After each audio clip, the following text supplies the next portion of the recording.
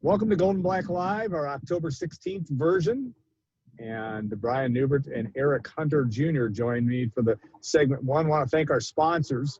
And, of course, that is Hilton Garden Inn, when tomorrow's a big day, stay at HDI tonight. And also, of course, Triple X on the hill, but on the level of Purdue tradition since 1929. And State Farm agent Trent Johnson at trentismyagent.com. Eric, this is going to be one of the highlights of your media career at Purdue, being on our show. But we really do appreciate it, and welcome. And crazy world out there, and yet you guys are going to be on the practice court and going as hard as you can to get to the start of this 2020-21 season. Yeah, for sure. I mean, thank you for having me. So, how do you? Yeah. Oh, go ahead. I mean, everybody's kind of going through their own thing right now with COVID, and people who aren't necessarily affected by it, by having it, or someone around them having it, but just the way the world's moving with it going on. So we're part of that too. Yeah. What did this offseason, Eric, kind of teach you about just kind of having to be ready for anything? I mean, you know, you're kind of going into this season, probably a good chance that there's going to be some disruptions. I think what happened with you guys not knowing when you were going to practice is probably a pretty good indication of stuff happens in this world we live in right now. Just what did the offseason teach you about, you know, being flexible and being kind of ready for anything? I mean, literally that itself, like just staying ready so you don't have to get ready. Like, I mean, great example. I thought I was going to be locked in my room until the 20th, but they told us last night that we had practice today, first day of practice. So just trying to stay ready going outside, like during the quarantine time, dribbling, running, whatever I could do. Kind of just to stay ready was what I had been doing. When, you know, even back in March and April when everything was on lockdown, and you're a young guy and going places, but what did it teach you about, you know, when you got to spend time and you're separated from your closest friends and your basketball teammates and friends and sometimes family? What did you learn from that experience for you? I kind of had a couple different spots with it. When I was quarantined here, I was away from my family, and then when I was quarantined at home, I was away from my guys, my teammates, and stuff like that.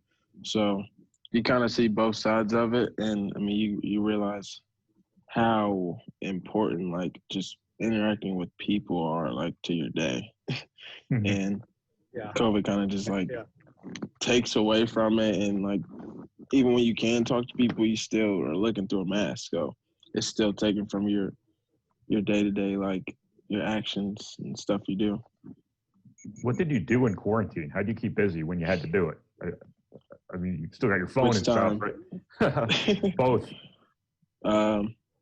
First time, it was me and the teammates, so me and my roommates, so it was a little easier, but it was also hard because I was away from home. But, I mean, we like being here in Lafayette, so we can come over to Mackey, Cardinal, whenever, work out whenever we want to. And so without having that, that's like completely weird. And I was figuring stuff out about my apartment that I'd never figured out and stuff like that. And I was cleaning stuff I'd never cleaned. So that's really all I did. That, play the game, eat. All right, what did you, and this is the question everybody gets asked, and it's maybe a little bit old because we're a little bit past the Netflix stage, but did you binge watch TV too? Did you have, I mean, obviously you had school to deal with too, but and if you did, give us a recommendation of what you did. Well, besides Tiger King, of course. Other than that, you can't say Tiger King. No, I actually never watched that, but I got into Blacklist. Yeah. Pretty deep on Blacklist. Yeah, that's really all I've been watching. You know, it's so many episodes and stuff like that, so I'm still watching that even out of quarantine. Yeah. Hey, just what's it like kind of being a young person right now? I mean, you guys are being asked to make social concessions, unprecedented of, you know, college basketball players, kind of young people, period. I mean, just what's what's this like? You guys, your age group is kind of the last line of defense on this too, in a lot of ways. Just what's it like being a college student these days? I mean, it's like, so like they're just saying be a regular student, I guess. I mean, I don't know regular students still have social lives too. So, I don't know. I guess it kind of feels like high school. You don't really, like, when you have the social aspect of it and you can go on campus and stuff like that, I feel like that's when you see and meet different people.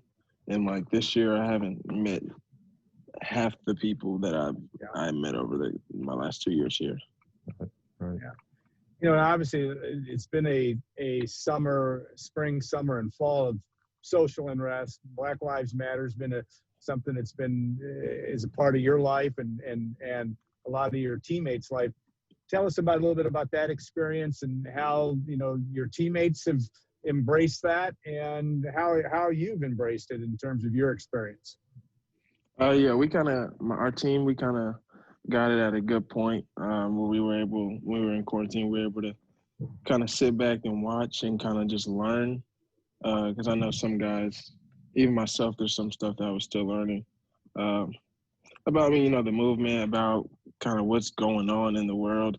And we took time over our quarantine to read books and kind of just learn more so we could, not necessarily be ignorant to the idea, but be in the loop on stuff of what's going on.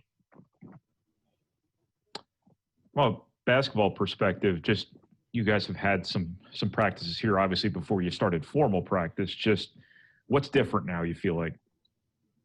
The intensity went up. The urgency is definitely to the roof, especially because we kind of necessarily didn't get to start on time, even though it's only one day.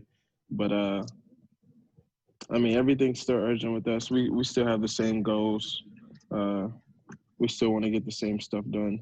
So nothing really much changes except for how long we're in here. You're a grizzled veteran as a junior here, and yet you've got two guys that were with you last year, obviously, in Mason and Brandon, but you've got three new guys coming in, two of them in the backcourt that will compete with you for playing time in some fashion, depending on how the rotation works. But tell me what Purdue fans are going to expect from those guys, if not only from Jaden and Ethan, but on down the line. Yeah, we have so many guys who haven't even played in a game yet. So, and there's guys who haven't, like a guy like Mason who hasn't played in a game due to injury in the past and stuff like that. So I think the biggest thing to expect is a bunch of hungry dudes. We got a lot of guys who want to play. We got a lot who want to be. Got a lot of guys who want to be good here at Purdue, and I think we're starting to realize early on, kind of early on than even myself as a freshman, how important winning is here. So. Yeah, the coaching staff, obviously, and you've adjusted to life at the college level for the last couple of years. They keep that intensity level. I mean, there's obviously focus on staying healthy and everything else, but do you think that day-to-day practice and the intensity level that the coaching staff is going to bring? How do you see that? Do you see that changing at all, or do you see that just being the way it's always been? It definitely will probably change in that. I mean, Coach Payne's like a player's coach, so he kind of, he knows even like as a player, if you haven't, say you go on vacation and you miss a week and you come back, it's a little bit different than that week you missed, not doing anything. So guys just staying healthy and coming back from different stuff is something I know he'll keep in mind for sure. Eric, you just made a comment about something about understanding how important it is to win here. What kind of brought that about? Was that just kind of last season's deal, or was that any sort of just what kind of hammered that home? If I heard you correctly. You mean for me? Yeah. Yeah. Just whoever, just the team in general. Yeah, I guess. It's really one of those things that's kind of pierced into you. as you get here, because you realize that like your best is good enough for something he always says, and so your best is good enough to win. And if you do your best, you do your job, all the different stuff he talks about, playing hard, then you'll win. Yeah. So when you realize that all that different type of stuff is always being said and repeated, you realize how important it is just to win. Yeah, segment 1, Gold and Black Live with Eric Hunter, and you look at that. You've obviously had to adjust as a person coming from being a big time scorer in high school and one of the most prolific scorers ever, but also coming back and having that expectation as a collegian, but also having different expectations. Walk us through that learning process and how that's been for you over the last couple of years. I mean, I realize there's importance to a lot of other stuff, and a lot of other stuff holds a lot of weight as well. And it's not just scoring. And I learned that kind of, not necessarily the hard way, but in a way I never thought I would learn it, if anything. Like when I came here, I was playing behind Jalen and Carson. They were our lead guards at the time, and they were really good, and they were really good what they did. And I realized that, like, there's not one thing or one or two things that I do so much better than these guys that he would have to take away from them in order for me to get an extra time. And and I knew that would be defense, because that's how we play that's how we play, and that's how we have to get on the court. And me and Neubert and I have gone through this a couple of times. But yeah, that's really it. But let me follow that up with, okay, you knew that when you were being recruited, because that's how Purdue plays, hard-nosed defense. Did you really believe it, or when did you really believe it? Was it partly your freshman year where you said they really meant this? I mean, where did that line get crossed for you? For me, I mean, it was actually a specific day. I remember it was after we got back from our Thanksgiving tournament. We had practice my freshman year, and it was the first time we did this drill. And it was a drill where Nojel was picking me up full court the whole time. Yeah. And I realized when it was my turn to play defense, I wasn't giving him the same problems that he was giving me. Yeah. And I realized that, hey, this guy's the starter. This guy's the guy's playing more than me. So then is really when I realized I had to turn it up on the defensive end. And that doesn't come with, I mean, it's a decision, but the higher you get, the higher level you get, more attention to detail you have to pay. Yeah, no question. You did some very positive things last year from a defensive perspective. You're probably one of the more proven guys on this roster from a defensive perspective. Is it something that's on your mind, a priority to be that, I guess, sort of tone setter for a team that's kind of in transition defensively? Yeah, that's probably one of the bigger things I think about now, especially with younger guys on our team. We have more younger guys than anything. So if I know that's the way we play, that's how we get going, then I kind of got to be the start to that from here on out. Ref, from an offensive perspective, maybe tell me about what's going to define this team offensively. What can make you guys both better and more consistent than you were last season? I think better. I mean, I think last year we realized we had a lot of talent, but that was all we left it as. This team is a talented team. But I think this year we have to focus more on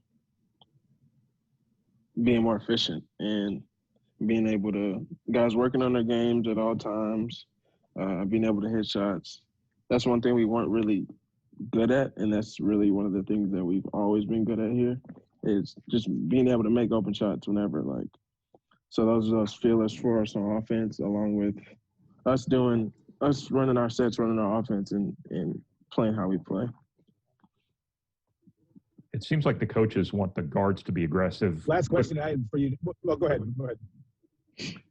it seems like the coaches want the guards to be aggressive in the open floor, push the ball, push the tempo, play at a pretty fast pace. I think some of the more positive times last year offensively, that's exactly what was happening. Just how important is that this year, and how well wired are you guys in the backcourt to kind of play that way? I think initially, you got two or three guys who have played already in the backcourt. And so that expectation grew as we kept going last year, and as we moved on, we realized what type of team we had. And I think it'll be a lot easier to we're still transitioning into it, but just making sure our younger guys they know like timing, they know when the right time to do type of stuff like that, push the ball, and it's just about guys knowing at this point the knowledge. All right, Eric. Yeah, Eric, thank you so much for your time today, and good luck with the start of practice, and we'll look forward to watching. It's going to be, by definition, an interesting year, and we wish you well as that goes about. That's a guarantee. All right, we will be back. Matt Painter will join us in segment 2. Stay tuned for the next segment on Golden Black Live.